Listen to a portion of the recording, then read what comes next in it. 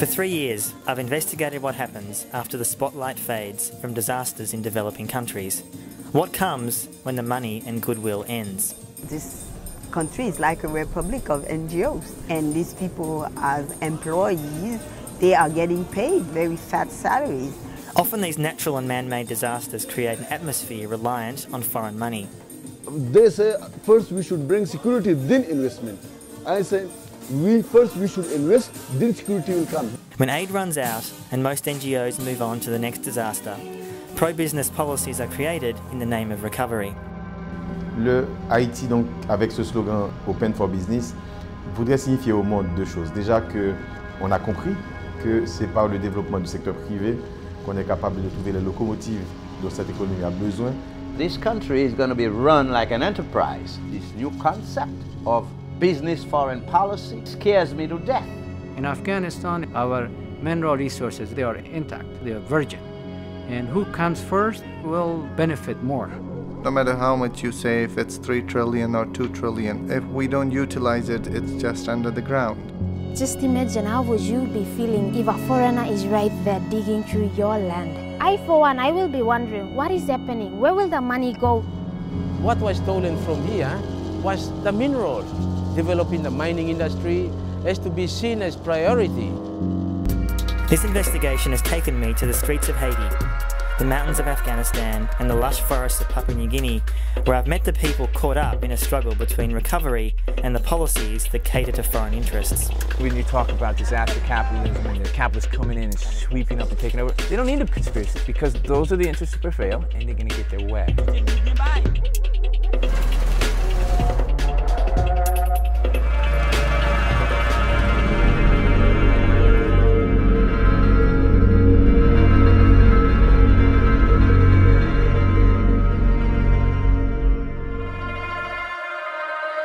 The film is in preparation. It's not even quite at the rough cut stage yet, but it's still waiting to get its completed funding, I guess. Yeah, so the film is 90% shot. My film partner and I were in Afghanistan this May, and we're looking for post-production funding. We're applying to various places here, the US and elsewhere, so hopefully it'll be finished by next year. We can talk more about that as it goes on, but it's been a long, as anyone who makes independent film knows, a long, painful process. Yeah. But have you had any institutional support to make it, or no? No. No, I mean, not through lack of, we've applied, for example, I'm from Australia, my film partner's American, we've applied to Australian government funding, been rejected. Obviously in America it's a bit different, there's not really that same kind of situation, it's obviously much more private money. And we're applying to various places at the moment where we're hopeful that we'll get bits and pieces to fill the hole. What was the prompting episode that made you want to make the film in the first place? I think the book came first. So I'd written a number of books before. I'm Australian, as you can tell by my accent, and I always liked the idea of doing a project that has an overarching theme. So rather than just, not that there's anything wrong with doing a book or a film about something that is quite straightforward, but I felt there was time to do something with a lot greater... The economic aspect of our political system is too rarely analysed. Obviously you can read the financial press, the FT, whatever, but often the people whose lives are being negatively affected by that is not often enough being reflected, I would argue, in journalism. So I'd read Naomi Klein's The Shock Doctrine, some of you may have known about that, it inspired this, that came out in 2007, and for me that provided almost a compelling framework to begin. And I also wanted to go to various countries, and I decided that it was worth choosing a way to be able to get to something like Afghanistan, Haiti, Papua New Guinea. As I say in the introduction to the book, I could have chosen 50 other countries that are arguably equally relevant. A lot of Africa where there's massive mining resources that are being exploited. But it seemed to me relevant to choose these countries, including US, UK, Greece and Australia. And the focus there especially was on privatised immigration, which I think is one of the great issues. I mean, immigration is one of the great issues of our time, but what's less talked about is the nature of both the privatised elements of where people are being warehoused, but secondly, the reality of, for example, the EU now is spending billions of dollars on surveillance Israeli drones and other implements to monitor refugee flows. That's something I think that hasn't got as much press as it should, and that's actually how the EU views the policy, not humanitarian. That's not often written about, and it should be. Yeah, no, indeed. But was there any particular influence other than Naomi Klein that started you on this? Or was it a general political proclivity of yours? I started writing the book actually at the time that WikiLeaks released the State Department cables in 2010. I'd been a supporter of WikiLeaks since 2006. I'd had contact with Julian Assange. He's obviously Australian and was started off in Australia in 2006, and had seen what they'd been doing for a number of years and felt that, obviously I didn't know they were going to become as big as they have, which I guess has been good and bad in many ways for him personally. But I think ultimately I like the idea, and I realised that, and even today, 5 years on after those cables were released, so much of it has not been really analysed. I mean, I guess that's what WikiLeaks book, it just came out, is talking about. But there is a sense somehow that you can get a really intimate look at how power actually works. And I think too often, and this is I guess the theme in a lot of my work, I think too often journalists see their role as being accessories to power rather than critics of it. And I often use the expression about being embedded. I don't mean embedded in a sense you've had post 9/11 where journalists will go with US troops in Afghanistan or Iraq. It's obviously one form of embedding. But embedded psychologically. So the sense somehow that if you are a journalist and you piss the wrong person off, or you want to get access to, you know, a minister or Obama or whoever it may be, you have to play a game. And initially you might be cynical about it, but in the end you realise there's pretty much no choice but to play a certain game. And I think also, finally, there was a book that came out a few years ago by Michael Hastings, who was a friend of mine who sadly has passed away. He's an American journalist who started off being an embedded journalist. He was young, he was, I think, early 30s when he sadly died in a car crash in California. He wrote a book called The Operators, which is a really wonderful book, essentially about the Afghan war. And some of you may remember a few years ago, there was a controversy around a guy called Stanley McChrystal, who was a US general. He said some indiscreet things about Obama, and Obama fired him. But the context of that book was not just about that revelation, which caused a big scandal. It was the fact that Hastings wasn't going to play the game and spent half that book cleverly and savagely and necessarily going after the journalists who knew that the US military was fucking up and failing in Afghanistan and never said anything or wrote about it publicly because they wanted to get access with the military, and they knew if they shut on the military that access would go. The book comes out, he's attacked by the usual suspects. The book did very well with the public, but the media itself attacked him for almost breaking an unspoken rule, which is you don't criticise your own. I mean, it's ironic in a way because journalists are very critical of a lot of things. And if you hear, for example, journalists talk about the media on TV here in the UK, they're sort of bitchy in a way, but it doesn't go to the heart of what power is in the media. So that was part of it, and wanting to do a book and I guess a film. The film came out of the book, but I'd written a number of books before, and when the books came out, I was frustrated that I didn't actually have a film version of the book. And it's a pain in some ways to have to then go around the world again to film stuff that you've already seen. And I know Naomi Klein with her new book and film, This Changes Everything, I think learnt that lesson too, where she has, I haven't seen her new film, but I've read her new book about climate change, where she sort of said it makes sense to do it at the same time. They're not going to be the same product, but they inform each other. And obviously a film is different to a book by definition. But also you've got a problem of access with films that you don't have with the book. Totally. And the access issue is an undeniable one. There's no way to get around it.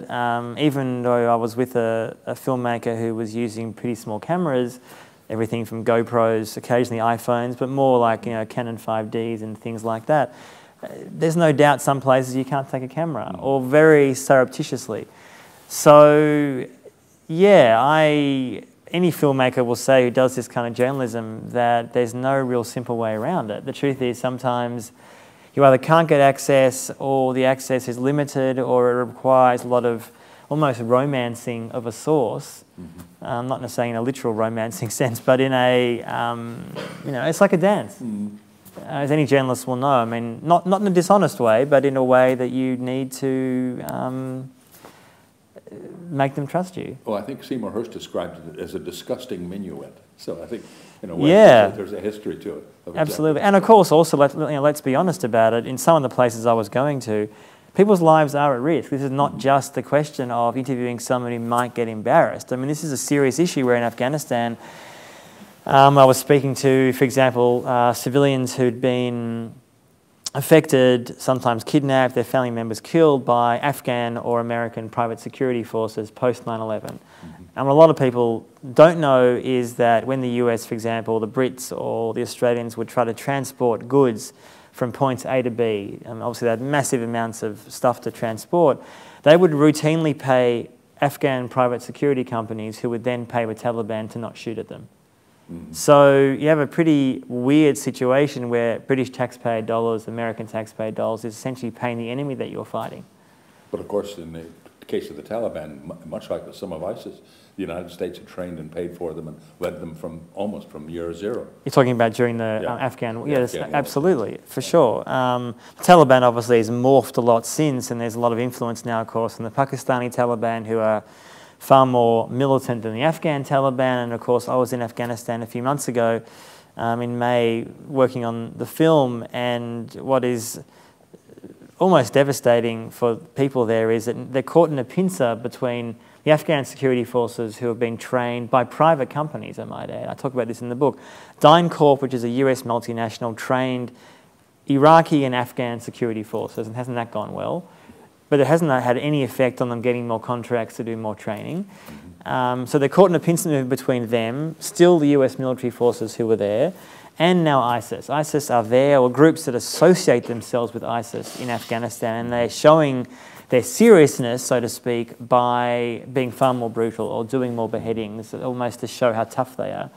And I was there this time to look at, and this ties into disaster capitalism perfectly, that there is a massive untapped resource industry in that country. That when the Soviets invaded in the late 70s and early 80s, they discovered that there were trillions of dollars of resources under the ground, untapped. The Soviets, of course, lost the war and got kicked out.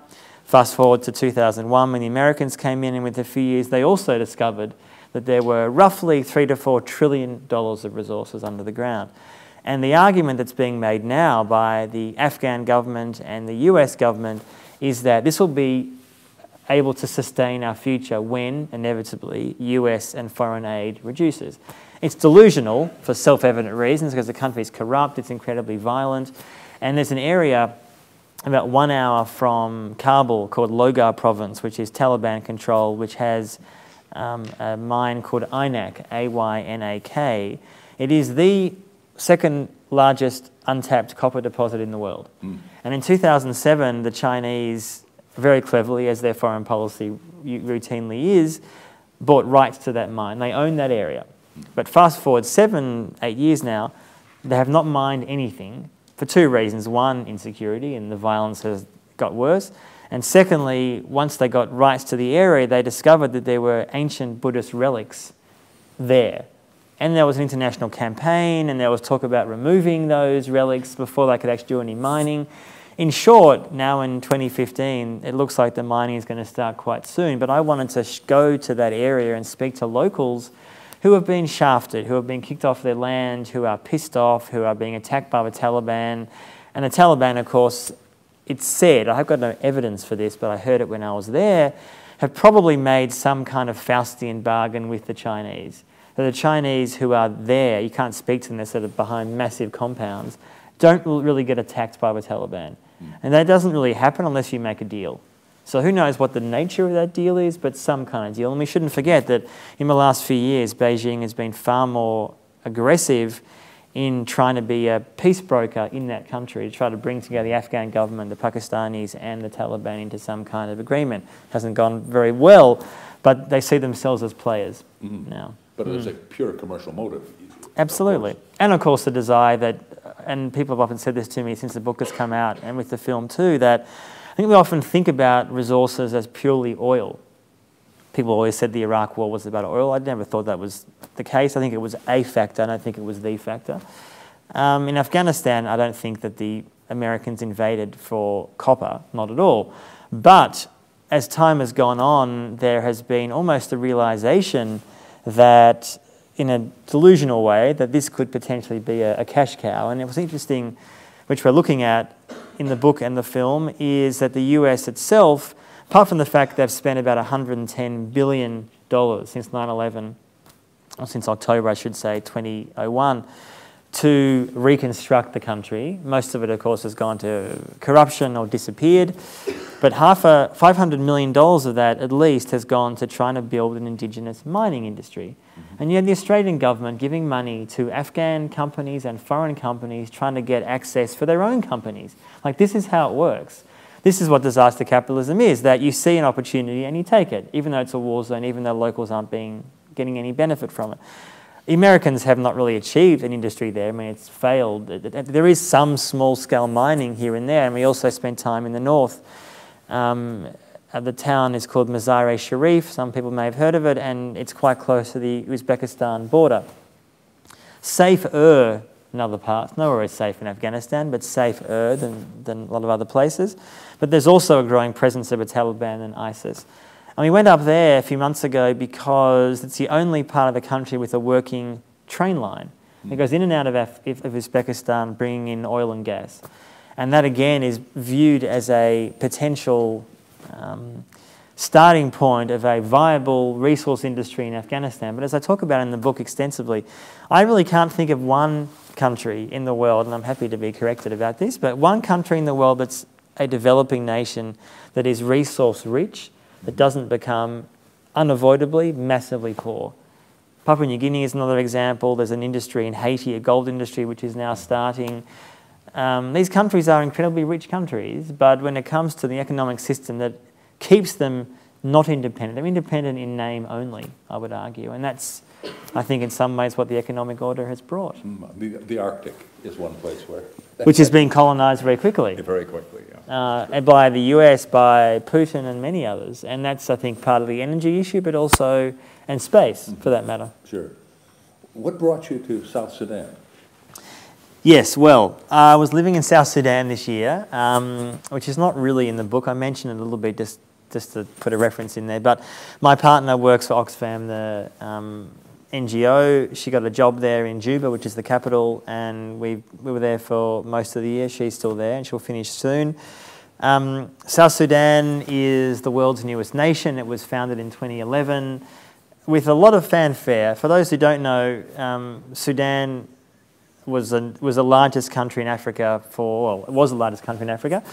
During the 90s, Osama bin Laden was given housing in Sudan. 9/11 happens, and Sudan was already an enemy of America, but became even more so because bin Laden had, years before that, been given support in Sudan by Khartoum. And as the 2000s went on, there was a growing support by American evangelicals to support the South Sudanese independence movement because they were Christian and the Sudanese were Muslim. So it sounds complicated, but actually it was a fairly ethnic conflict. It was a brutal war. There's no doubt about that. Millions have died. And without the Bush administration's support, actually, and for that matter, then the Obama administration, South Sudan wouldn't have happened. And I might also add George Clooney, our dear friend George Clooney, who's pretty clueless about most political issues, unfortunately. And that came very clearly when the US and him and others were so against the Sudanese government, as they should be. It's an awful regime, but didn't really ask the right questions about who they were backing in South Sudan. The country was founded in 2011, and within a year and a half it's collapsed. It's been ethnic strife. 100,000 have been killed at least. It's sort of partly ethnic. There's Dinka and Nuer, who are two ethnic tribes. And living in Juba, which is the capital, it's not like, say, going to a Kabul or Damascus now, or a war zone. It is a war zone, but there's not, thankfully yet, an insurgency that, for example, targets foreigners or journalists. You can be in the wrong place at the wrong time, more likely there than maybe in London, but there is not that deliberate targeting or bombings or whatever it may be. It was a fascinating place to be, and I think in many ways, although I could have done a chapter in the book about South Sudan had the book not been due at my publisher before I got there, but that you really see there a country like so many nations. I could have done a feature about it a few months ago. They're basically, I call them, they're fake states. Mm-hmm. They're not really real countries. They are real to an extent that they're at the UN and they have independence and the world shook their hand and said, well done. But when they fall apart or when they have ethnic strife or conflict, without unbelievable amounts of UN money and NGO money, the country wouldn't exist. Mm. And I think that really, and I would say the same actually about Palestine in many ways too, which I've written a lot about. Palestine's a very different situation. But Palestine is, when I say it's not a real country, I don't mean as in it shouldn't be a real country, but it's basically propped up by insane amounts of foreign aid. Mm-hmm. And that is not a model of how I would argue we should see modern states. And South Sudan is exactly that, that it's already, the economy has collapsed. And I think a lot of journalism ignores South Sudan, mostly because it's too easily framed as, oh, it's Africa, that's a bit complicated. Or there's a lot of black people there, they look kind of similar, how you tell the difference. Or I think also the media is pretty obsessed with the Middle East, and that's not in itself a bad thing, but to the exclusion often of other conflicts. I mean, to the point where, this, in the last 30 years, the worst genocide since the Holocaust has happened in Congo. 6 million have died in the last 25 years. I mean, that's an insane number of people that virtually no one knows about. And I think I'd never spent a lot of time in Africa before this year, and I'm about to go back there soon to do some more work. And it's the other issue, which I'll finish on this point, is that an area that I think a lot of maybe you will be interested in looking at is what's changed in the last few years, post 9/11, is that America was distracted, of course, by the Middle East. They invade Iraq, they invade Afghanistan, they go into Libya, ISIS grows out of all this chaos, and America is now flailing about trying to manage some kind of disastrous foreign policy. During that time, Beijing has come in and in many ways colonised Africa. Mm-hmm. That's partly through providing infrastructure and various other political support. The US has realised that and is pretty worried about it, and they've in the last few years built up called AFRICOM, which is the American Military Command, ironically based in Stuttgart, because no African country actually would allow them to host it there. It's sort of a bit of a funny irony. Anyway, so you now have 54 countries in Africa.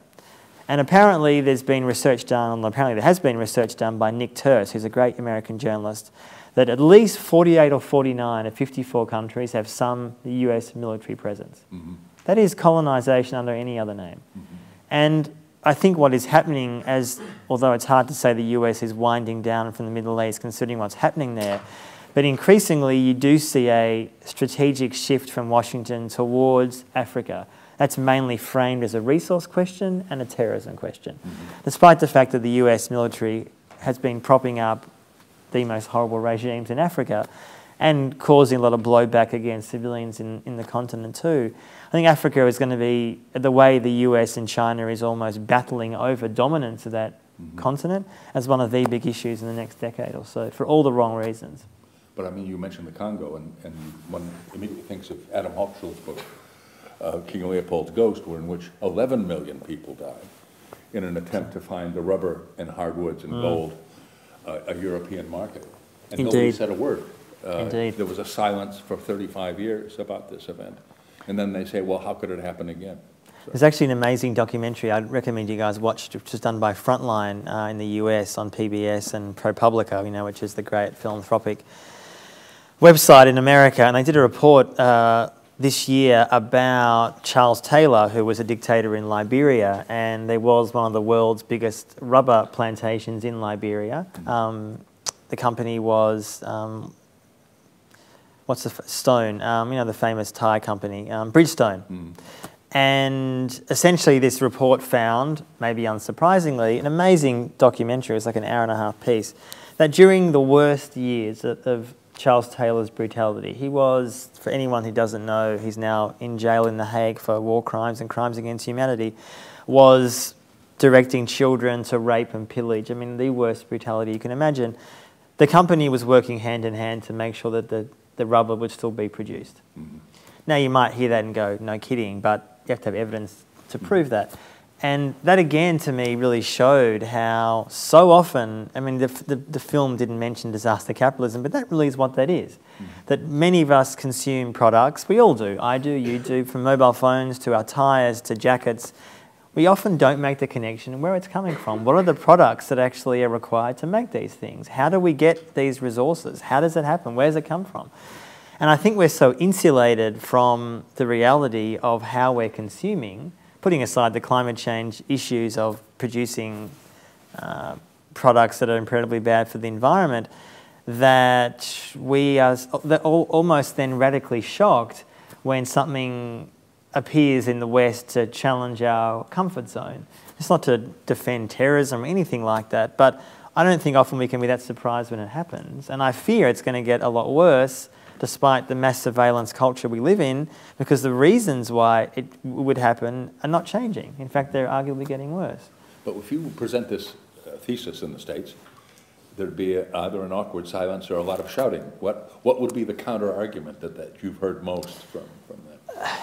You're right. In some circles, a lot of Americans would deny that, and I think there is still a strong feeling, maybe less so now during, I don't mean because Obama's been a good president for human rights, but that 9/11 is now older news than it was, of course, during the Bush years, that they, Muslims, Islamists, ISIS, Al-Qaeda, whoever you want to say, hate us, Americans, the West, the Brits, Australians, either because they say they don't like it because our women wear miniskirts. I mean, that argument sounds absurd, but that is regularly used by neoconservatives still. They don't like us because we're friends with Israel, and there's some truth in that. They don't like us because we are open and liberal and tolerant and lovely and freedom-loving. All these things that we laugh at here, but that has a strong resonance in a lot of parts of America, and that is what allows a relatively strong military to continue operating in various corners of the globe, plus allowing a massive, mostly minority group underclass to be the soldiers that are doing the dying. I mean, that's what feeds the US military. You need to have soldiers, men and women now, who are going to be going into the field. And I'm not saying every single US soldier is a warmonger. That's obviously not true at all. There are some many decent US soldiers, some of whom, as some people will know, came out after fighting in Iraq and Afghanistan and giving, I guess you'd say, massive mea culpas, saying either we didn't know, we were ignorant, we believed the propaganda. And when you go to the US, with notable exceptions, you know why that is the case. The message from so much of the press about terrorism, why it's happening, gives a justification to do what America needs to do. So when something is not done, so at the moment, as all you guys will know, there's an ongoing debate about, including here in the UK, what should we do about Syria? We have to do something, and that of course means bombing someone, ideally Muslims, because that always works so well, in some country, maybe Syria, but maybe not, who knows. Despite the fact that the US has been, and Australia I might add, has been bombing Iraq and now Syria for over a year, and there's actually no evidence that ISIS has been beaten back, and it's actually strengthened in that period of time. And there was a really interesting investigation in the New York Times about a month ago which found shades of Iraq 2003 where 50 intelligence officers in the US, unnamed, but presumably, let's say the story was true, saying that when they gave recommendations to their superiors about how US military action actually was not worsening or degrading ISIS, they then saw that the military figures were telling the White House that in fact it was making ISIS decrease. So there's been a spinning, twisting, lying about intelligence. So the idea that the UK, or my country, which was always gagging to bomb some Muslim somewhere, would be bombing Syria to achieve what aims? And I suspect, I don't know, I know that there was a vote here obviously a while ago when and the Syria bombing did not happen. I suspect it's almost inevitable it is going to happen this time, led by Cameron, and obviously Jeremy Corbyn's against it, but who knows how that's going to play out within his own party. People are ignorant in the States. There's a reason for that, and I think it's astonishing. I'm an American as well, although I've lived here for far too many decades. But one of the extraordinary facts of life in that place is we all know is that the press is almost totally complicit with whatever the government is doing and how they're doing it and paying for what. Nobody asks any questions. It's even in corporate world, if you ask an employee of a big corporation who runs the corporation, you'd get a blank stare. Nobody has an idea of who actually runs anything. And don't you find this? I do. I think there is a sense, I mean, it's often said that in America there's the almost difficult to define patriotism. I mean, on one level it's obvious, it means you love your country and you want to defend it, etc. But it's actually a bit more complicated when it comes to other areas. But I think in some ways we're delusional if we don't think it happens equally here, or in Australia for that matter, or much of the West, where there is a sense somehow, even on the media which is perceived to be more critical, here that'd be the BBC, I guess The Guardian, The Independent, the so-called left. In my country, the ABC, which is, has TV and radio and online. And of course they publish some critical views, I'm not saying they don't, they do. But there is still a sense somehow, and I think this came out very clearly in the recent campaign here by pretty much the entire press against Jeremy Corbyn, including in The Guardian. I mean, let's not forget that the campaign in a paper that you'd think, and I write for The Guardian regularly, but you'd think would be either supportive or certainly at least open to a different view. I think that was very revealing in some ways about how certain organisations, corporate organisations, want to be the ones who choose who runs the place. And he wasn't part of that agenda, he wasn't part of that team, and I think they resisted that, and they obviously failed miserably in the process. And they're kind of backtracking a bit now and being a bit friendlier. But I do think that there is a real issue about how, and I talk about this, I guess, extensively in the book, about particularly Afghanistan, but also immigration, that we've also often allowed ourselves, I mean, maybe not in this room, I presume, or I guess, but in many countries, Britain, certainly in Australia, in the US, a culture of privatised mass incarceration. That's not for prisoners, that's also for immigrants. That's seen as a solution, as a so-called deterrent to make sure they're not going to come, and obviously it's working so well in Europe at the moment. But the privatised nature of that is, I think, what doesn't get the press that it deserves. And there's no doubt in the US, for example, I've done a lot of work on this, that there is a fear amongst private prison and immigration companies. There's two major ones, CCA and Geo Group. They worry about serious reform. Reform meaning less people incarcerated. And Obama's done, like so many things, very little about this. He has released a few people. He's releasing shortly 6,000 non-violent drug offenders, which is wonderful, and they shouldn't have been there in the first place. But this is a drop in the ocean compared to the... For those who don't know, America has the world's largest incarceration population. There's about 2.3 million people tonight in prison or jail in the US. Obviously, a lot of them disproportionately are poor whites, African Americans or Hispanics, Latinos, and about 6 million in some form of prison system. They could be on parole or whatever it may be. They're staggering numbers, and what we often forget is that apart from the fact that many of those people in prison are in privatised detention centres or prisons, and the conditions in those places, I've visited some of them in the book, are pretty awful.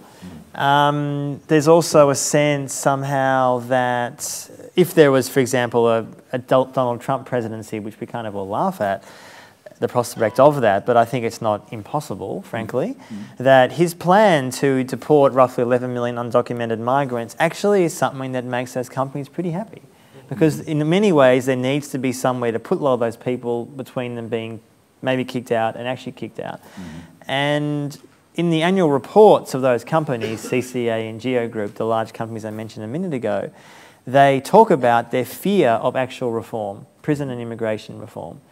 They fear, as I said, the reality of that happening, which would affect their bottom line. And I talk about in the book, and I investigate this, how many US states do deals with these corporations to make sure that there are minimum numbers of people in beds in prisons every night. And if there's not, say, 95% occupancy or 100% occupancy, the state has to pay the company a fine.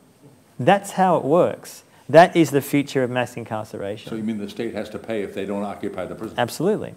Quite. And pay, yeah. I mean, that to me, and for example, a few years ago, there was, many people will know here, there was a very draconian anti-immigration law put forward in Arizona, successfully actually. And it emerged, I did some investigation about this, others did as well, that some of the key drafters of that law, which obviously would mean more people would be locked up who were so-called illegal immigrants, was private prison corporations. So again, this is not illegal, it's legal. And that's, I think, is what is the major issue here. So for example, that there are three leading US presidential candidates, Marco Rubio, Jeb Bush and Hillary Clinton, are all taking serious money from private prison lobbyists and corporations. Not a secret, it's public, it's known. Of course that's going to affect how they view this issue. And I must say, to his credit, Bernie Sanders, who is running for Democratic nomination, recently called for an end to all private prisons and immigration in America, which is probably won't happen, but it's a wonderful start. And the other candidates certainly wouldn't do that. So I guess to me, one of the things I try to talk about in the book are to investigate why these things happen. I mean, it's easy to sort of say, oh, there's money in the system. Well, yeah, there's money in the system, and campaign finance in the US and donations has profoundly corrupted the system. But in some ways, the problem is most of it is illegal. I'm not saying there's nothing illegal going on, like in terms of money or bribes, but most of it is legalised corruption. That's the problem. And in the US, you hear this time and time and time again, unless you can remove the actual money from the system, which is no indication it's going to happen tomorrow, nothing will change. I mean, the system is set up in such a way, and that, of course, also leads to more glorious wars in the Middle East as well and elsewhere, the arms industry. But yeah. It's a really interesting speech by the wonderful Donald Rumsfeld, who we all love and miss so much, who was the former US Defense Secretary. And on September the 10th, 2001, the day before 9/11, he gives a speech at the Pentagon saying the key issue that we all face here is waste, and the solution should be outsourcing and privatization. In other words, why should, when the US goes to war, why should all these services be done by the state? We should give it to private companies. 9/11 happens. On October the 7th, 2001, which is just the anniversary, the 14th anniversary happened recently. There was the invasion of Afghanistan. Of course, March 2003, there was Iraq. And the Bush administration massively outsourced its war, as a lot of people will know, and the book goes into great detail about that.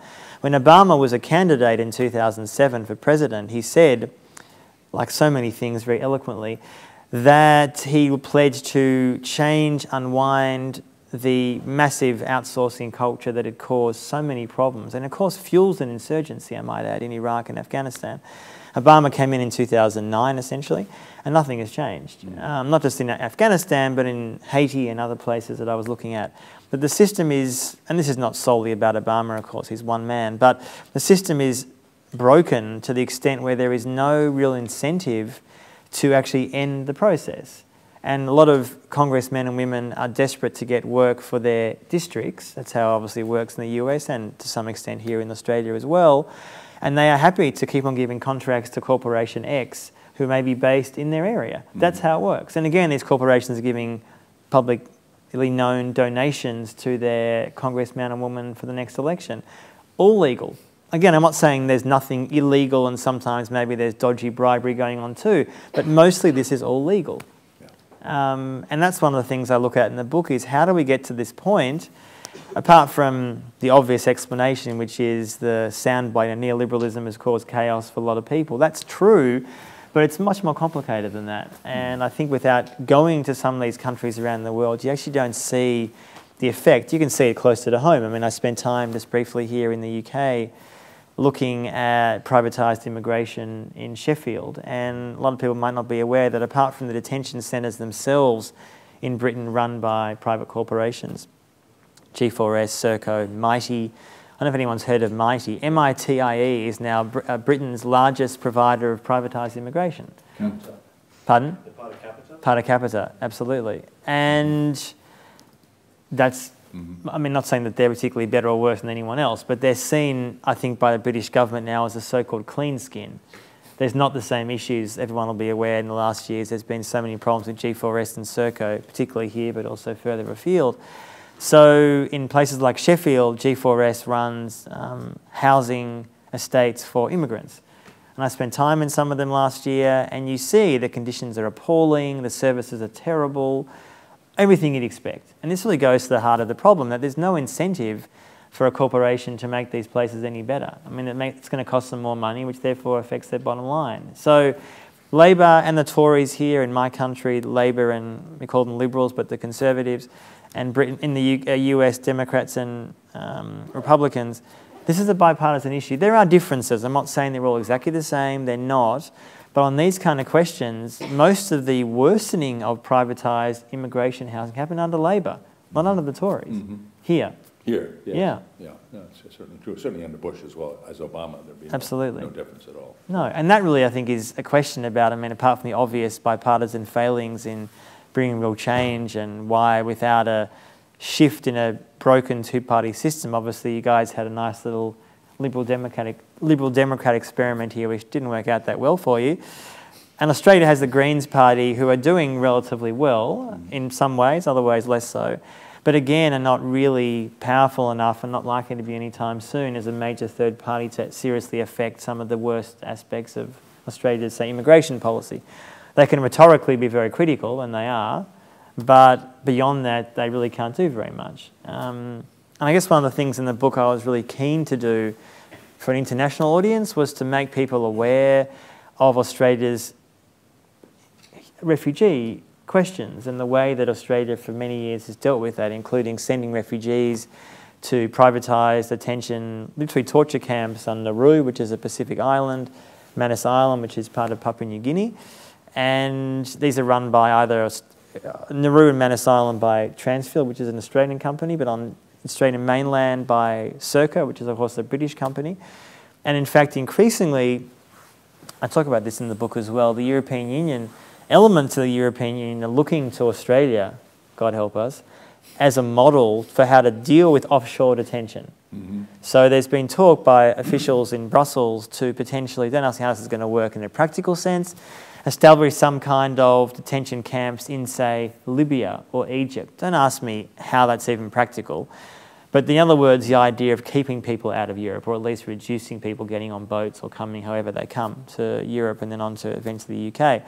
So, but again, what is not talked about so much is what the EU has been doing in the last years, including, for example, in Greece, when a lot of the money that Germany and the IMF and all those other organisations that have put a gun to Greece's head to accept certain terms, a lot of that money has to be spent on surveillance of refugees.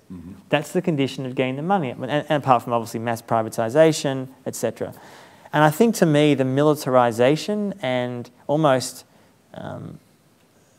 viewing the refugee crisis as a policing and military problem rather than a humanitarian problem, which is what I think the EU is doing, has undoubtedly led, I think, to many people, and I discuss this in the book, on the left and definitely in parts of the right, seriously questioning whether the European Union really is what you want to be a part of anymore. I'm not saying the European Union is about to collapse tomorrow and Europe's going to disappear. It won't.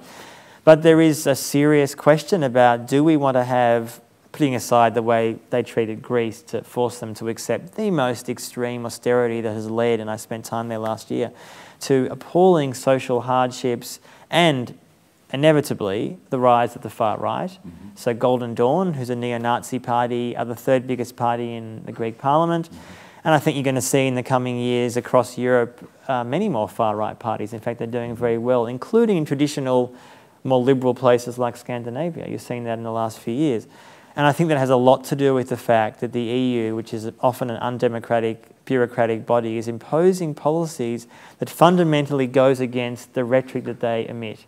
So it's not simply about, yes, a free, open society. I mean, yes, that's the rhetoric, but the reality is, certainly in terms of refugees, has been the opposite regularly. And I think now that they're facing this huge wave of people, which are not likely to change or reduce anytime soon, because the reasons why these people are coming has not changed. I mean, Afghanistan, Syria, Libya, they're all collapsing or collapsed states.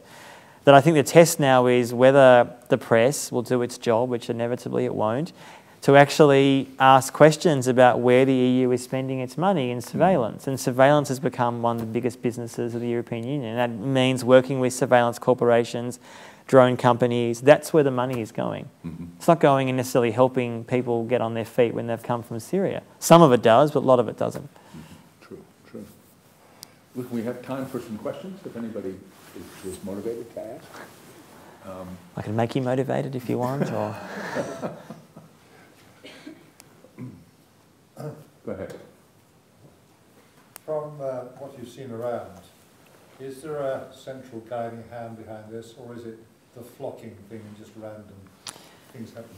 I don't think there's a guiding hand per se. I think one of the things that I show in the book in various ways is that you often have an ideological similar worldview amongst many people who are choosing to be prime ministers or presidents or political parties. I'm not saying everyone in the Labour Party in the UK has the same view. Clearly the Jeremy Corbyn issue recently has shown that's not the case. But there is, I think, a sense that the system is set up now in such a way that, for example, companies like Serco, G4S and others have a very A, efficient lobbying system, B, often give benefits, mostly legal, so that could be dinners, nice things, gifts, etc., etc. Certainly in Australia, there's a lot of evidence of politicians being romanced and duchessed by companies like Serco, being taken from Australia to the UK to be shown how wonderful Serco is here, and therefore you should give us contracts. That's all legal. So I think there's not a guiding hand so much as a belief somehow that not just austerity, but certain economic policies, despite them not benefiting the majority of people, is a bit of pain is necessary to get out the other side.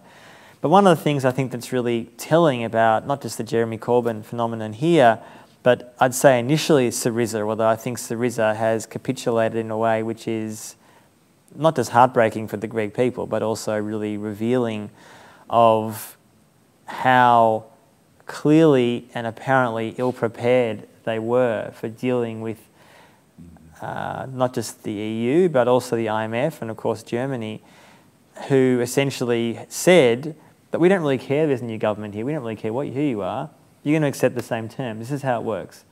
And pretty quickly they blinked.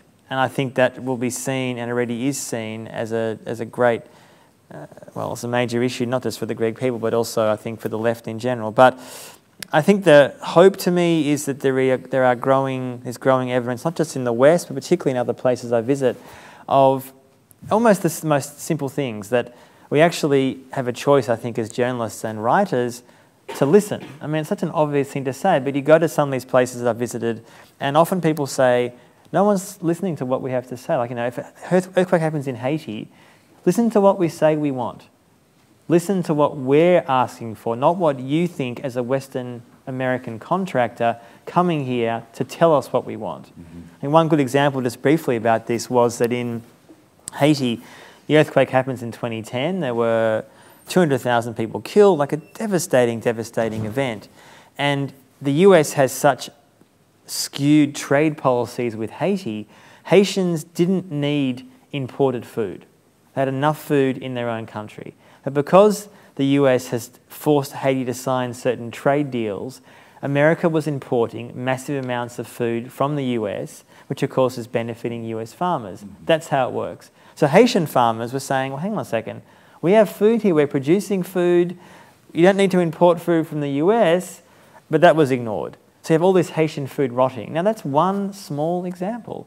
And it's not that difficult, you'd think, to change that, or at least be more open as journalists, but also others, to actually say that there's a different way to do this. And what I'm often suggesting, what people are saying, it's not revolutionary. That's pretty basic. It's obviously economic reasons why the US won't allow that to happen. I understand that. But it can change. I mean, in particular, the food issue involves 3 American corporations. I mean, which are so powerful that one of them virtually has the Secretary of Agriculture position year in, year out in the States, Cargill, ADM, and another.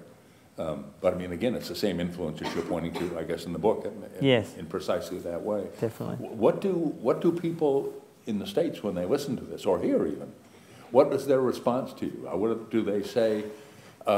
We can solve these problems, or do they deny the existence of the problem? I think obviously depends where you are and who you speak to. I was just in the States and the response was mostly positive, but maybe I was speaking to a New York bubble too much. I'm not really sure.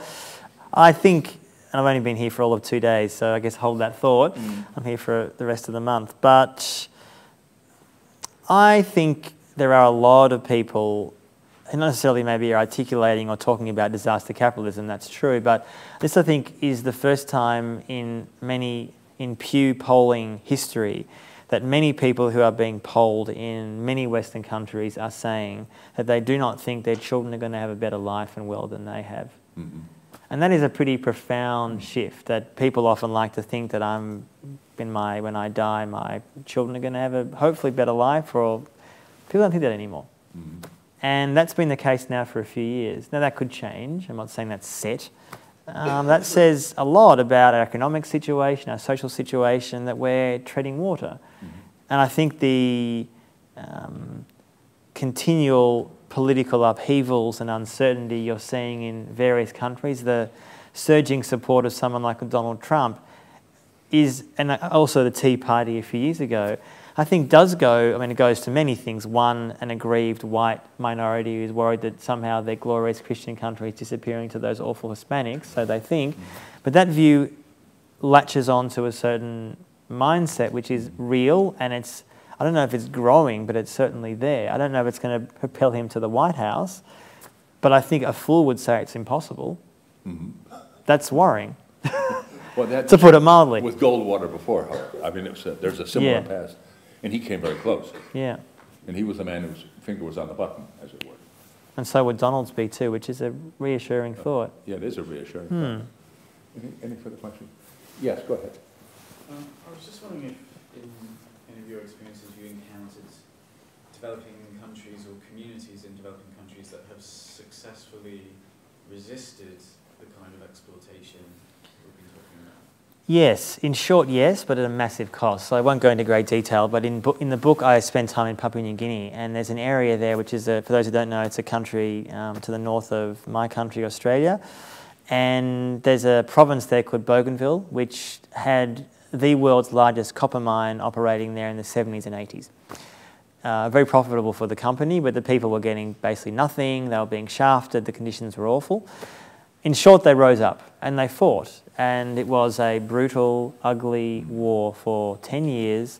20,000 people at least died. Rio Tinto was backed by the Papua New Guinean government, the Australian government, the British government, the American government. The locals were backed by no one, and they won.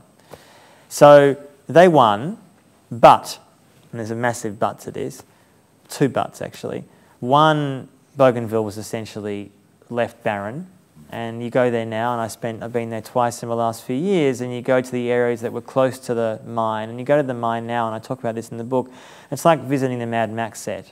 Sort of crazy apocalyptic vision where the mine, when the Rio Tinto left in the 80s, they left with the expectation they were going to come back.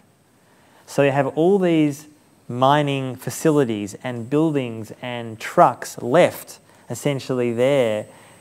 And obviously this has been a number of years since, but nature is now taking over. The fear is that Rio Tinto wants to come back. In fact, they're talking about coming back, reopening the mine. And the context of that briefly is that when there was a peace deal struck in the late 90s between Papua New Guinea and Bougainville, one of the conditions of that was that there'd been an independence vote for Bougainville between 2015 and 2020. 2015 is here. It's not going to happen this year, but there's talk about happening soon. But the condition that Papua New Guinea and Australia and Rio Tinto say is the only way you can have independence is if the mine reopens. It's the only way you can get economic independence. So I use that as an example in the book because I think A, it's not that known, but B, I think it really gives a fascinating insight into a lot of locals who I spend time with and I feature in the book who are saying there's another way here. There's agriculture, there's tourism. It's a beautiful part of the world, but broken. And you visit the main areas there, and there are petrol stations that were burned down during the war in the 80s that just have been left there. I mean, everything is just stuck in this weird, solidified time capsule. And so that's, I don't want to say that's a massively hopeful tale, except to say that it's an example, not that known, of locals, I'd say unfortunately taking up arms, I would say unavoidably taking up arms against a mining company, and you see this time and time and time again, who are willing to collude not just with local paramilitary forces, but we're getting help from outside countries for those, including Australia. And Rio Tinto, of course, as I often sort of say, these guys are like cockroaches. You really can't ever properly kill them. And obviously Rio Tinto is a massive corporation, but my point being that even though there's case after case after case of a corporation like that in Papua New Guinea, increasing now in Mongolia, where Mongolia until a few years ago was the world's fastest growing economy because of its resource industry. And Rio Tinto is operating a mine there which is causing mass chaos. You only read about this stuff arguably in the Financial Times and elsewhere. And I think the last few years recently, often for this book, started reading a lot more than I did. The financial press tells you a lot more than most of the other press about how the world actually works. It's sort of obvious to say that, but a lot of journalists don't actually read that press. I mean, you sort of read the news stuff rather than the business stuff. And obviously the FT has an agenda which is pro-business, of course. But it's very interesting, and this stuff is talked about a lot.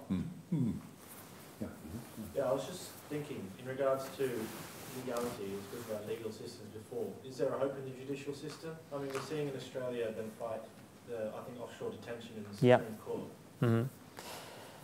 Well, I think in Australia, I sense your accent, you are Australian maybe, but yeah, there has been a number of cases over the years that's been taken to the High Court in Canberra, which is where our High Court is based.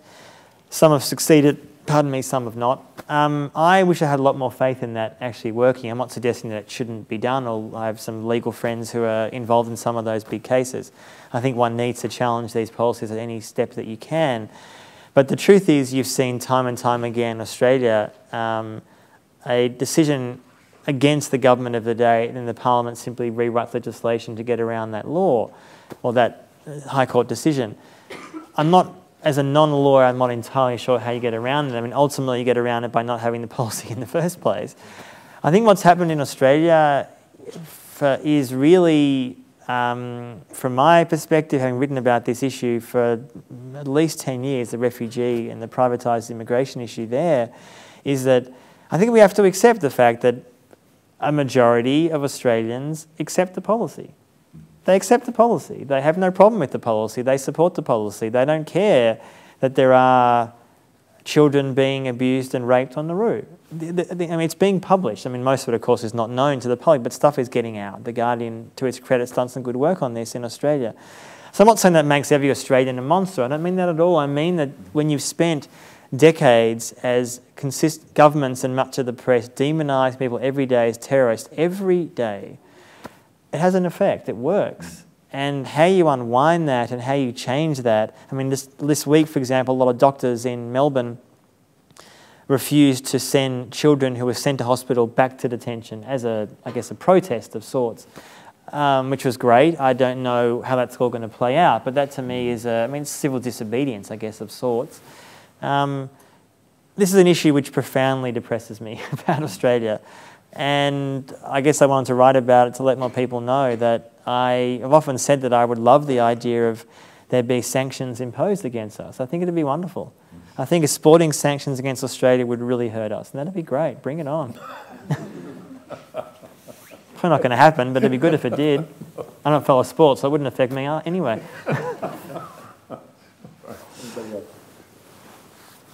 Yeah, in the back. Yeah, so you touched on the kind of regulations that guarantee profits for the prison industry yes. in America. And I know there are certain legal mechanisms that also allow kind of corporations to sue states for projected profits. And similar things are being negotiated at the moment with regards to Europe in the kind of transatlantic trade investment part. Yeah. So very little's been written about it. So how would you explain the silence, essentially? The silence, did you say? Well, yes, I mean, certainly you're right. One of the few organisations that has put out detailed information has been WikiLeaks, run by a man stuck in an Ecuadorian embassy here in London. So that says volumes about how our press views this issue. But you're right.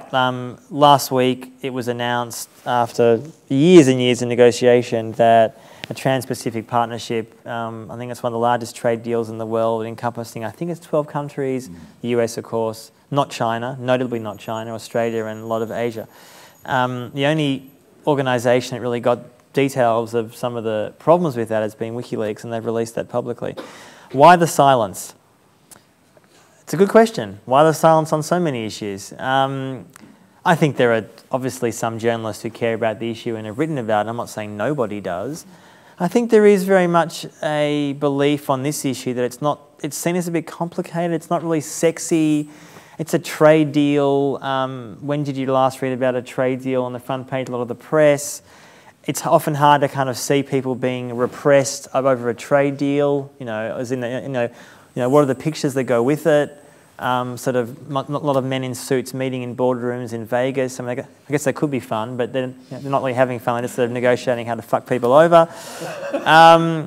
So I guess that's part of it, but I think it's also more symptomatic of a mainstream media class that doesn't generally see interest in, with exceptions, taking on massive corporate power. While journalists will say we regularly go after corporations, and that's true, to be sure, on some publications more than others. But ultimately, let's face it, in the US there are 6 major media organisations and they get advertising pretty much from all the same organisations and the same people. And there's countless evidence before 9/11, after 9/11, of not just censorship, but the worst, which is self-censorship. That actually is what I've seen personally over the years when I not just worked as a journalist in Australia a long time ago, but speaking to a lot of journalists who say that actually is far more pernicious in the press than an editor actually saying to you, don't run that. That happens. I'm not saying it doesn't happen, but regularly it is a sense of, I just won't go there. I'm not going to bring that story to my editor, or that's a bit too much, or it's too left-wing, or right-wing for that matter. That I think is getting worse in a way, not least because the media industry, at least in the mainstream, is in a form of free fall. It'll survive, but who knows how it's going to look.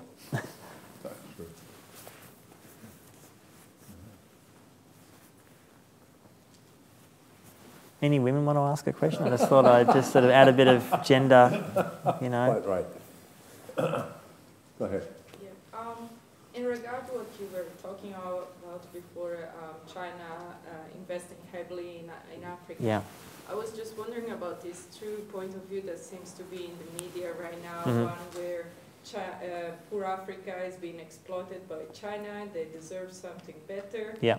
And then there is this other point of view of some Africans that China was so good in rising from poverty. A lot of people that were living there, and they have this idea that they will be teaching them how to do that for themselves. So how do you see this? It's an interesting question. I certainly don't want to give the impression, if I did before, that I see China as a benign state kind of going into Africa just to help Africans. I mean, everyone has self-interest. That almost goes without saying. The Chinese foreign policy is quite different to the US. The US goes into places in Africa, and there are a lot of exceptions to this, but under the guise often of saying, now we're going to help with governance. I mean, obviously often it doesn't happen that way in practice, but that's the rhetoric. China, as you rightly say, has gone into many African countries to provide invaluable, necessary infrastructure.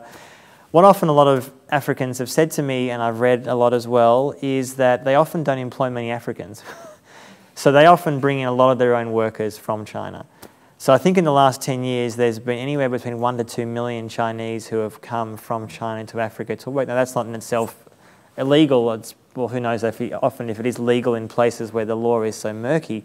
So that's happening. So that often breeds resentment amongst Africans who are desperate for work. There's no doubt infrastructure has happened in parts of Africa that were needed, to be sure.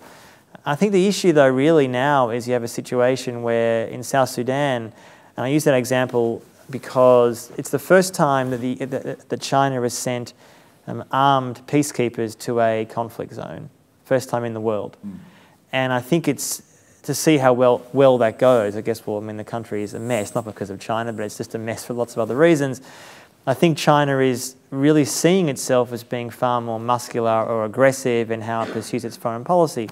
I would still say overall much cleverer than the US because there's virtually no weapons required.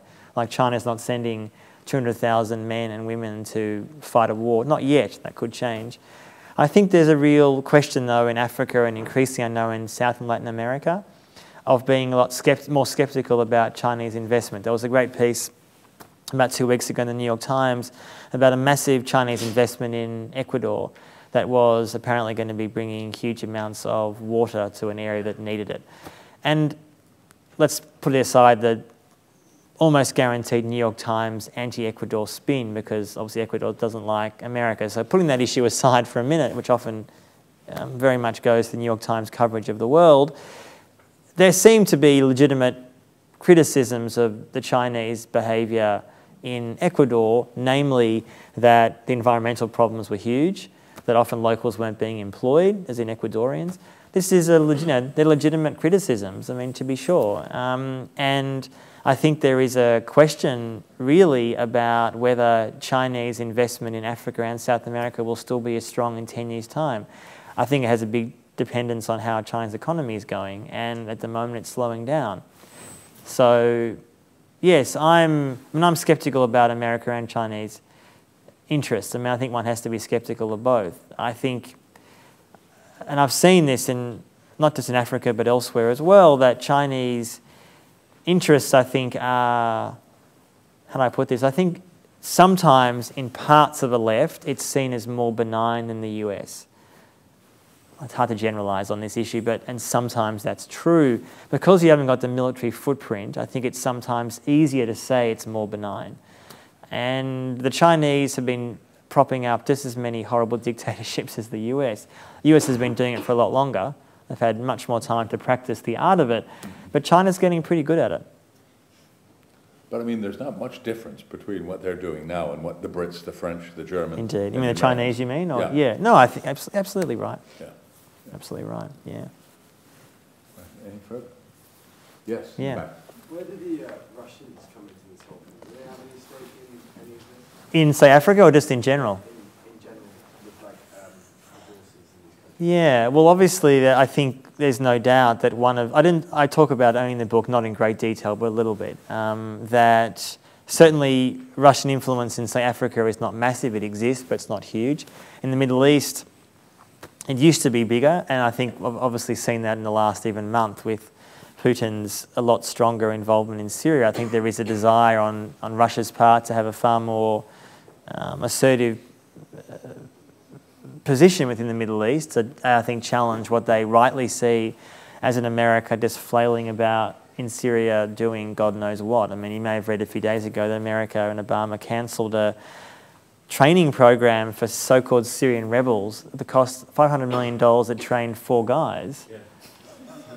Now, I guess you could say it could have been 3 guys or 2 guys or 1 guy, but they trained a lot of others, most of whom either defected to Al-Qaeda or gave their weapons to Al-Qaeda. Now, so that's not going that well, you might say. I think Russia, I think I see Russia as a country, I think is a awful, thuggish, homophobic government that treats its civilians and human rights in a deplorable way. I think Putin in Crimea and Ukraine, and probably also in parts of the Middle East, wants to reclaim what he has regularly said as when the day the Soviet Union collapsed, he sort of said, that for him was the saddest day of his life. He wants to recreate something that he feels has been lost by the collapse of the Soviet Union. I mean, economically, Russia is not in a very good position, and the price of energy, as you all know, has dived in the last few years. Oil prices have essentially halved. That's hard to see that massively going up in the near future, who knows. So I guess my answer to your question is, in short, I think Russia is not just expanding its influence, which it on some level has a right to do, but on the other hand, I think is, well, I don't sort of see Russia's involvement in Syria, for example, as being glorious liberation of the Syrian people. I mean, it's obviously not that at all. And I think ultimately the sad reality in Syria is that what Russia is doing is propping up a horrible, brutal dictatorship under the guise of, well, when Assad is stronger, there'll be an ability to have some kind of negotiated agreement, maybe. I don't see any indication from what I'm hearing from people that ISIS is that worried about Russian air power. And I think inevitably there'll be Russian other troops on the ground, or at least what they call volunteers, who happen to be kind of armed.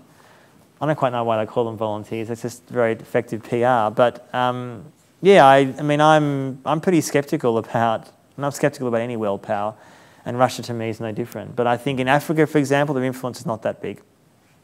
Some, but not huge.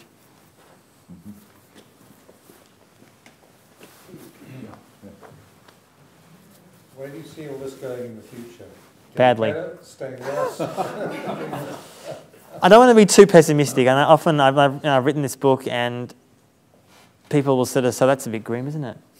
And it is, but I do really try in the book, and again, probably more so in the film, which, as I said, hopefully will be out next year, of showing, not just showing examples for the sake of it, but saying that there are countless individuals, groups, not just in the West, but in the places I visit, who actually are doing work that you can support, that are worthy, that are interesting, that are worthwhile, that are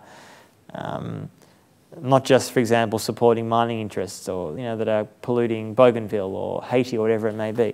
In the bigger picture, economically, I think only a fool would say that disaster capitalism is on the way out. There's no evidence for that. I know that there's various people. I know Paul Mason, who writes for The Guardian, has written a book. And I've only read an extract and I haven't read the whole book, so I'm not being critical of him, but I don't know him personally, but sort of really optimistic about the whole sort of sharing culture, which is the whole Airbnb/Uber culture. I'm not that optimistic about that. I mean, I sometimes use Airbnb and it's very helpful, but I don't really see that kind of economic model as benefiting most people, because the truth of the matter is, in vast cases of evidence, it actually lowers wages. I mean, case after case after case, it's showing that. Airbnb, Uber, amongst others. It gives people a degree of freedom, so to speak. I mean, I understand that with say, renting out your back room or something. I get that, okay, fine. But the idea somehow that a different kinder form of capitalism is a way to address the inequalities that exist, I just don't buy that as an argument. Now, if you ask me what the solution is, that's obviously a longer answer. I talk about it in the book to an extent about how to find not just a different economic system, but I think a lot of it, to me, we're not even at a stage where being able to address how our systems got corrupted in the first place. I mean, that to me is such an important first step. Yes, obviously taking the money out of politics is a key part of that. You're not going to have a fairer system unless the system itself is not just reformed. I'm not saying destroying it, but massively reformed. And the reason why I think a lot of citizens in many Western countries and elsewhere have no faith in a political system is for this very reason. They may vote for someone, maybe. In my country, Australia, voting is compulsory, although I suspect if it wasn't, who knows how many people would vote? I mean, less than who votes now. I don't think 100% would. People are disillusioned, and that's why people like your Bernie Sanders, your Jeremy Corbyns and others, they obviously haven't won elections, and well, Bernie Sanders obviously has won his own state, but haven't won the presidency. I think people like that are a possibility, but to be honest, ultimately, it's pretty hard to have any real faith in the British Labour Party, putting Corbyn aside, based on their record on these issues in the last 10 years, or 15 years for that matter. I mean, that's the ultimate structure. And a lot of the people who have come into Labor recently to vote for Corbyn have had no involvement before. I'm not saying that's a bad thing, that's hopefully an encouraging thing that they will get involved and change something, but the ultimate power structure within that party is what they were doing in government. That's the Blairite, Brown message, and Miliband to an extent as well. Those guys haven't disappeared because Corbyn has taken over. They're biding their time.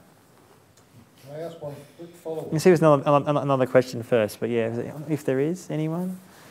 Any other women at all?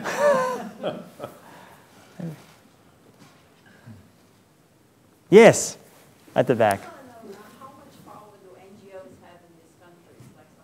In the UK, or in various countries? Yeah.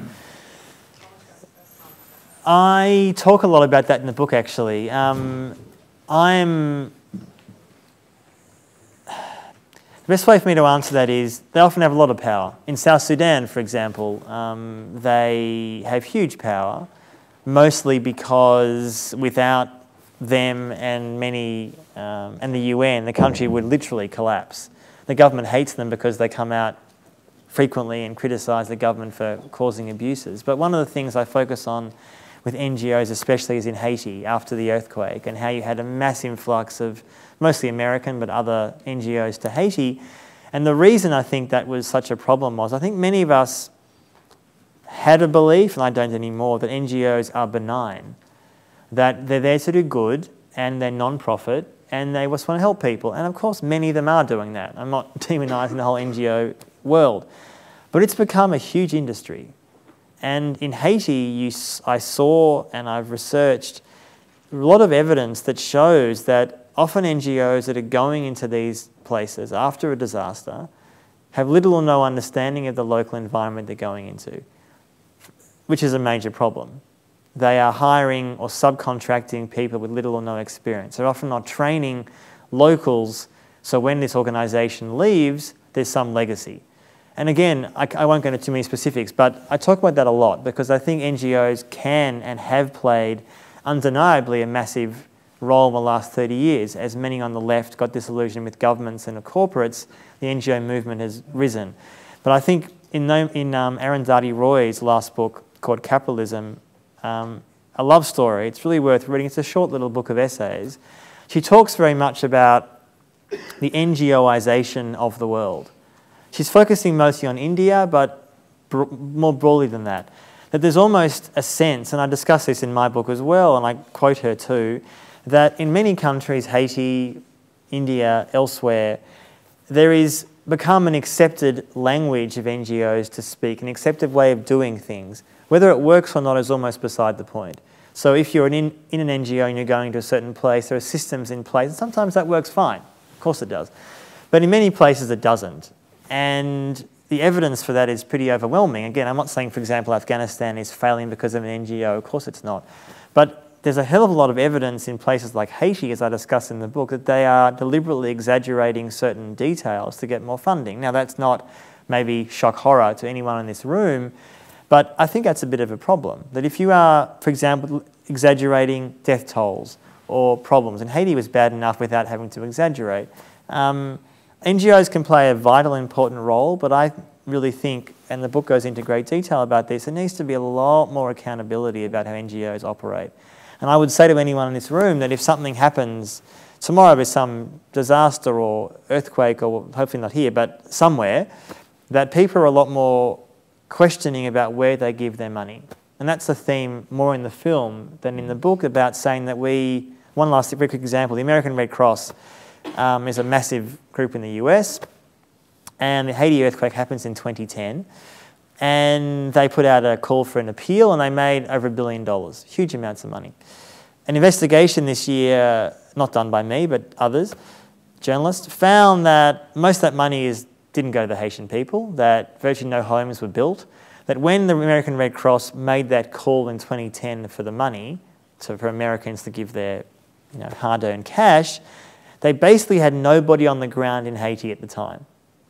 They, of course, didn't mention that rather important detail to people who would give it to them. Now, that's a pretty fundamental issue. And the result on the ground was that the American Red Cross was contracting and subcontracting to various other groups, mostly American. So therefore, the result was that the majority of money that the American Red Cross, USAID and others are giving to Haiti stays in America.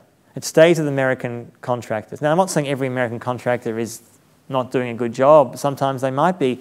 But a Haitian, undeniably, often said to me, well, this is bullshit. I mean, I'm not seeing any of the money. There's $10 billion the US government gave to Haiti Relief Fund. Most of it didn't go to Haiti. It went to American contractors. And the NGO world has some degree of complicity in that. And that's a problem. I'm not personally someone who says, no aid is the solution. However, and it's a very big however, I met a lot of people in Haiti and Papua New Guinea who says, just cut it off. Now, there's not necessarily a solution how to deal with that the following day. I mean, obviously there has to be systems in place to deal with a reduction in, say, billions of dollars of money. But there's no doubt that an aid industry in many countries has contributed to profound inequalities. It's also, let's be honest, contributed in many cases to, say, in Afghanistan, undeniably here and there, women, for example, having better maternal health now and then. I'm not saying that, of course, aid never helps. It does. It can.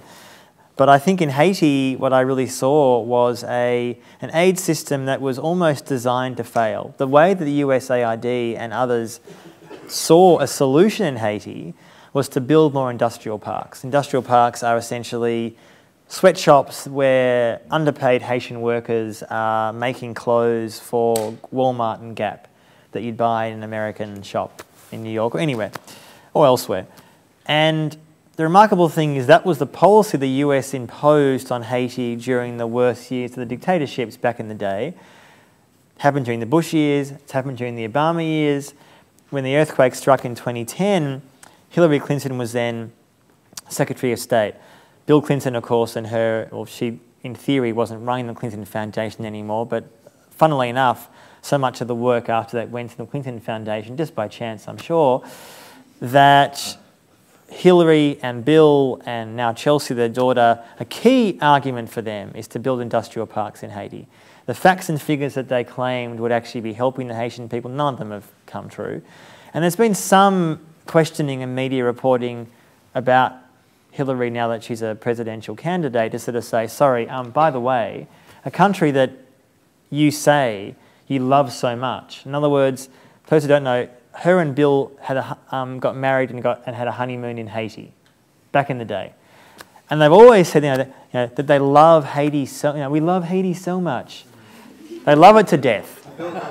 And Bill goes regularly, very, very regularly. And there's a lot of sort of photo opportunities showing them kind of helping those lovely black people. The problem is, on the ground, virtually nothing has worked well for the foundation, the Clinton Foundation. And there are many others you can criticise, they're one of but many. But they're a high-profile one. And it's interesting that some of the emails that have come out recently from the whole Hillary email server debacle shows that even within the Clinton Foundation, including her daughter, who did go down a few months ago saying how wonderful the organisation's working, the emails themselves were saying, our work's not happening down here, it's not working very well. The emails, but Chelsea herself is saying that to her mother. That didn't get much press. I mean, I guess that's not as sexy as, I don't know, something else that is in the media. But, so yes, I think that a few things have changed, but ultimately there has not really been a functioning government in Haiti for years.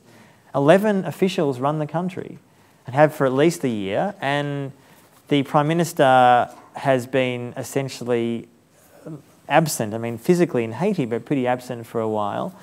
And there's a presidential election happening in a few weeks, which may bring up a new leader or might not. But ultimately, America has made a decision about 100 years ago that Haiti was going to be a client state.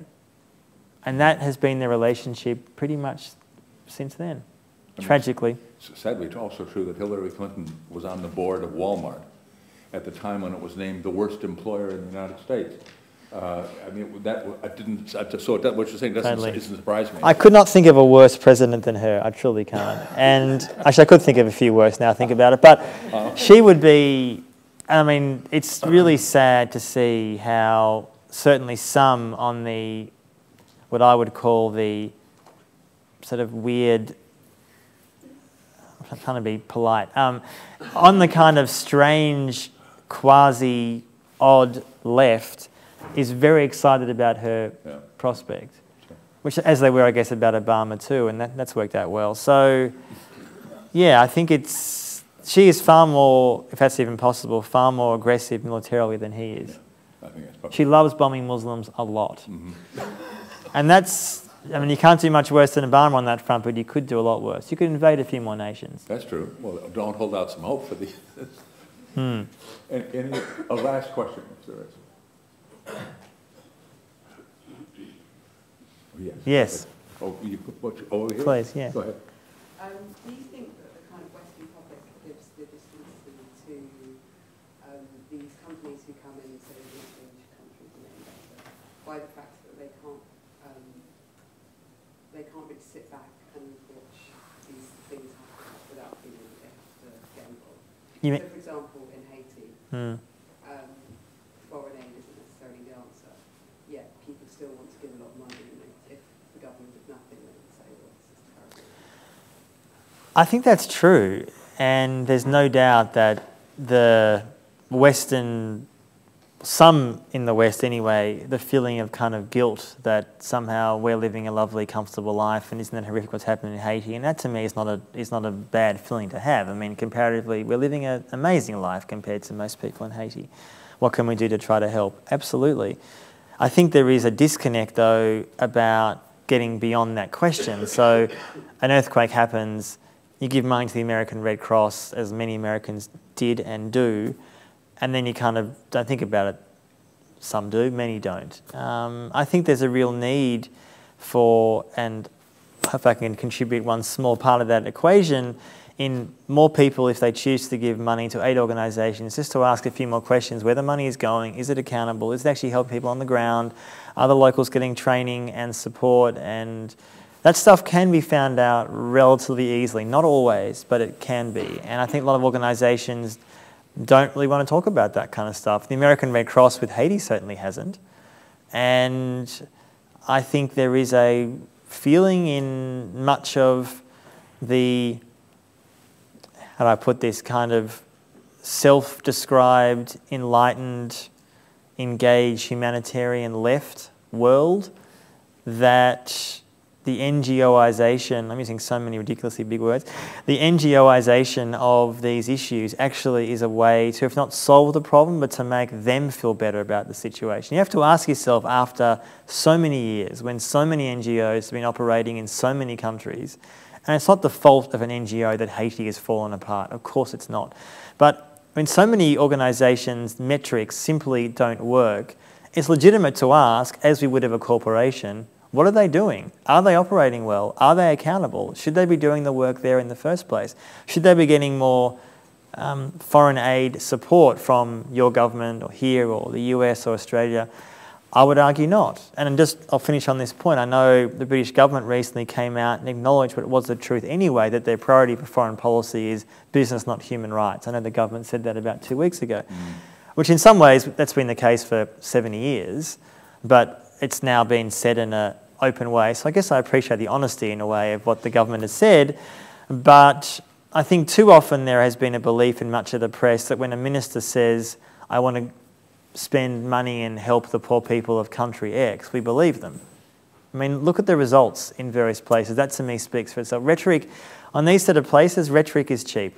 Talk is cheap. Like, the results speak for themselves. And I think often, I hope that in a small way there can be a greater conversation about the actual role and accountability of NGOs in places like Haiti and Afghanistan, because often they do wonderful work, but also they often also do unaccountable work as well. Thank you very much, Anthony. Thank you. Thank you.